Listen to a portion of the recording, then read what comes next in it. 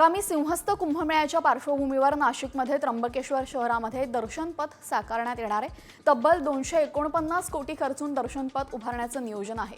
त्र्यंबकेश्वराच्या दर्शनासाठी येणाऱ्या भाविकांच्या सोयीसुविधांसाठी हा निर्णय घेण्यात आलेला आहे।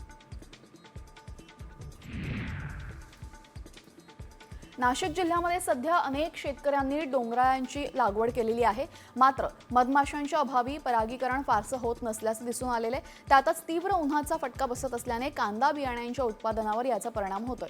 त्यामुळेच त्याचा फटका मात्र कांदा उत्पादक शेतकऱ्यांना बसणार आहे।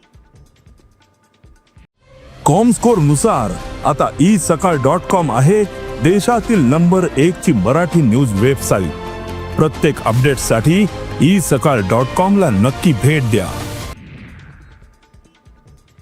नाशिकच्या मालेगावमधील नागरिक सध्या धुळीच्या विळख्यात सापडलेत। शहरामध्ये रस्त्यांची अवस्था दयनीय झालेली आहे। रस्त्यावर पडलेले खड्डे आणि त्यातून उडणारी धूळ यामुळे नागरिकांच्या तब्येतीवर परिणाम होतोय।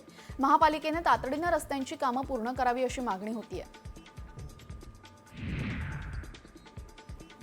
नाशिकमधील आणखीन एका रिक्षा चालकाचा गैरप्रकार समोर आलेला आहे। मुलगी शाळा सुटल्यानंतर घरी जात असताना रिक्षातून आलेल्या दोघांनी वाट अडवत तिची छेड काढलेली आहे। पीडित मुलीच्या तक्रारीवरून भद्रकाली पोलीस ठाण्यामध्ये गुन्हा दाखल करण्यात आला असून पोलिसांमध्ये गुन्ह्यामध्ये वापरलेल्या रिक्षाचा शोध आता सुरू करण्यात आलेला आहे।